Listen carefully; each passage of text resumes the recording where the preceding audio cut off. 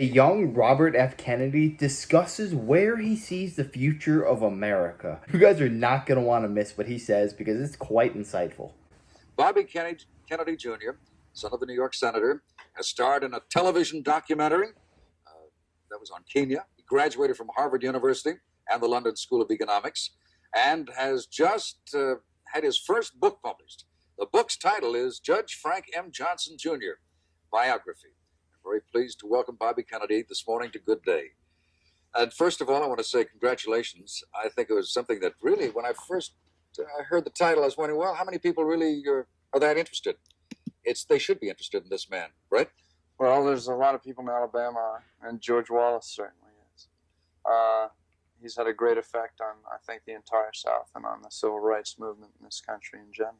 Truly a remarkable man. This is the man that Griffin Bell wanted to have named, or Jimmy Carter did, as head of the FBI, but because of ill health, he could not. But he was the federal judge in Alabama, as you say, that had such an impact on not just Alabama, but the South. That's right. During the 60s, he integrated every major institution in Alabama. And because of the political structure down there, and really a politics that really involved, George Wallace politics, that really involved a stance of defiance, he was really forced to go in and actually take over institutions that in other places in the South where there was a certain amount of compliance to federal orders. Like in another state, a governor might say, yeah, we'll integrate this school and put 2 or 3 blacks in. Yeah. In Alabama, Wallace's politics really forced him to say, no, we're going to stand firm. I'm going to stand in the schoolhouse door. And Johnson was actually forced to come in and take over the entire school system. You write of the relationship between Judge Johnson and George Wallace. Once friends in school, then bitter adversaries. That's right. They went to school together at the University of Alabama. George Wallace copied his notes? Well, where'd you find that out? I don't think he exactly copied his notes, but I think Johnson might have given him somehow. I see. But that schoolhood friendship dissolved on the steps of the courts. That's right. I think it was in 1958. There was a voting records case in Bullock County, of which Wallace was judge. Johnson's judge. Republican, isn't he? Yeah, he was. There are not too many of those in Alabama. No, very few. Was that part of it, or? Yeah, that was part of it. He came from a section of the state called Winston County, which was a mountain county up in the northwest corner of Alabama. And during the Civil War, it actually seceded from the rest of the state and established an independent nation and printed its own money. Yeah. And they've never had slaves, and they've really always had an opposition to dominant political trends. It's a shame what happened to his voice, because who knows how much more successful he could have been in politics had he not developed that disease. You could tell he was sharp as a whip. He went to Harvard University back when it meant something. I believe that if John F. Kennedy or Robert F. Kennedy, his father, were alive and in politics today, they would be almost an exact embodiment of what RFK stands for. Exactly. I want to ask you, why, when you went to the South, to Alabama, did you go there explicitly to do a book or a story on Johnson? No, I actually went down to write about Wallace and about Southern politics in general. And you came across this man? Just everywhere I looked, I'd find Johnson. So. Why should we be interested, Bobby, in a man like Johnson?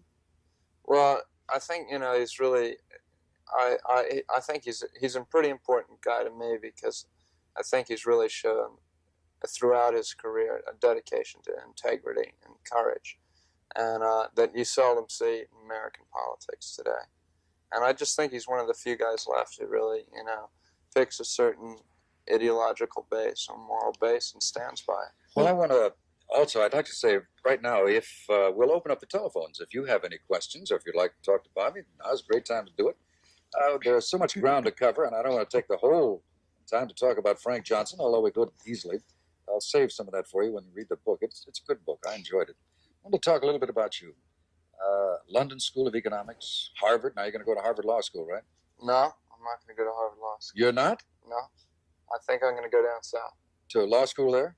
That's right. Now you are on the path of politicians. Well, I've got a long time to think about it, John. You have a family of political know-how, but have you committed yourself to a political future? I don't think so. I think I'll probably do some form of public service. I think everybody in my family really feels that a lot of my father's goals and ideals are worth pursuing. But I wouldn't necessarily restrict myself to politics. We can't all go into politics. Bobby, many are of Southern us. and Northern politics really different? I think they're a lot different. I think that politics seem to me a lot more lively down south. It's a one-party system, and that always makes it so that really the guy who can attract the most attention a lot of times ends up Massachusetts being politics has that reputation too. elected. Well, it's getting there. Yeah. It's getting there. Well, it had it before when your great-grandfather, Honeyfitz? Right. Well, that was Boston politics. Yeah. But we still had some Republican Brahmins out in Concord and even on Stora Drive. Yeah, I was going to say, if you do, now you think about, you talk about University of Virginia? That's They have right. a good law school. That's right. And if you do that, would you, will Massachusetts always be your home base, or would it be No, Virginia? New York's Where my you- home base. Although your home is in Virginia, right? New York's my home base. Really. I read that you really consider New York Yeah. home, don't you? My dad was senator from New York. I know, but their home was Hickory Knoll? What is it? Hickory Hill? Hickory Hills, Hickory Hill. Washington Hill. Yeah. But And your mother lives there. that's right. That's where all your brothers and sisters. That's home, isn't it? Well, that's where I was raised, but I consider New York really my home. Well, have you talked to your Uncle Edward about it? About what? About your future? Has he given any advice? He, I think, my brother's probably, my brother ran his campaign up here, and I've talked to him and Teddy about it. And, I like New York. I've always considered that my home. The best politicians are the people who don't want to be politicians. Donald Trump never wanted to become a politician. He said this on many different occasions throughout the 80s and the 90s. And you see it right here. Robert F. Kennedy Jr., we can't all be politicians. Yes, my father and uncle had worthwhile missions and they had convictions, and I think that is important in Washington, D.C., but I don't see myself in politics. These are the people who we actually need in charge. Those who do not yearn for power are the people who are best suited to attain power. We don't want these money and power-hungry individuals running for public office and then forgetting about the everyday common man. We need people like Bobby Kennedy right here. He's willing to lead through good morals, conviction, and doing the right thing for the people. And it was about his own father, about Frank's father. He said that his father never had a prejudice, and he always went to the heart, and he never believed there were two classes of citizens. Does that kind of remind you of your own father? Is that maybe why you pursued Frank Johnson? Yeah, I think in a lot of ways that they had similar goals and ideals. You think your father's career will ultimately have an influence on where you go? Well, like I said before, I think, that really we've been raised the way we've been raised, and I think the way that most of my family thinks is that his goals and a lot of his ideals are really worth pursuing, and that's what my mother's been working on. Even at the risk of the tragic events of your father and your uncle? Well, I didn't necessarily say I was going to go into politics. I mean, But I would think that- I've got a lot of thinking to do about what. I would think so. You'd have to think twice about that, wouldn't you? Does it frighten you at all? Well, I think that's an occupational hazard at this point. I think there's so much that you can do through politics or through some kind of public service. What about your brother, Joseph? What about him? What about him? Is he going to do it? Is he going to? Run for office? I don't know. I think he's pretty happy where he is right now, and I was think talking he's he was doing a gonna run really up good here. job. He's got a good job? Yeah, I think he's got a really good job, and he's really happy. What's he with it. doing now? He's working for the Community Service Administration. He's helping to set up community projects all over the country. But having Community such an program. illustrious family, such a big family, well, it's a big family, you are in a fishbowl. You can't escape it.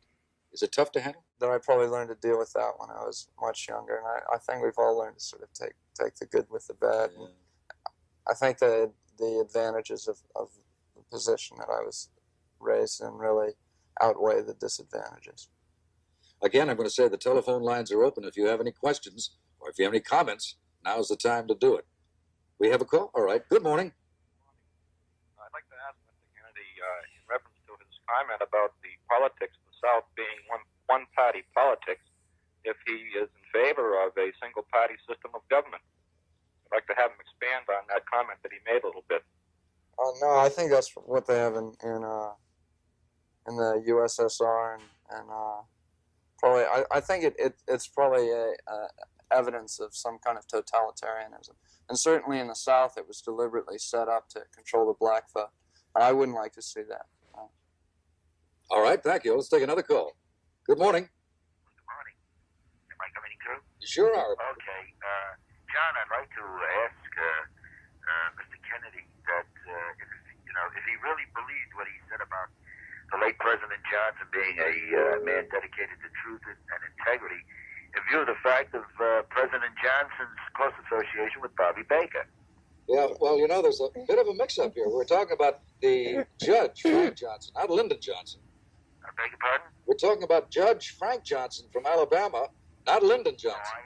I am sorry. That's all right. Okay. Good show anyway. Yeah, a lot of Johnsons around, too. Okay, let's take another call. Good morning. Have you got the call? All right. There's one thing that I want before we get to our zucchini festival, and you're going to help me, right? Oh, yeah, I'm going to You eat some promise. zucchini. My You're gonna aura's help. working. Okay, your aura, right. Before we get over there, though, where'd you get those shoes? Those are Alabama shoes.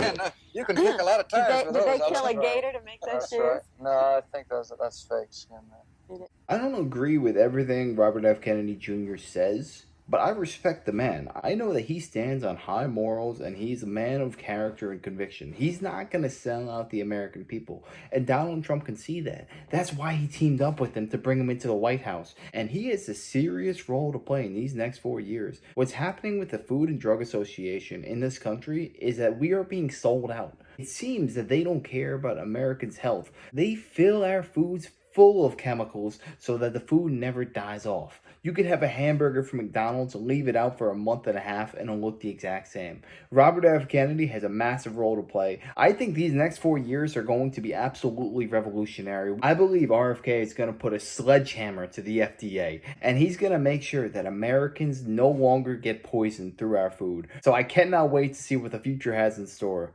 But yeah, let me know your thoughts on this down below. Were any of you guys RFK Jr. fans before he endorsed Donald Trump? Let me know. I'd love to hear that. And if you enjoyed, make sure to smash out like, comment, subscribe, and I wish you guys nothing but the best. Till next time.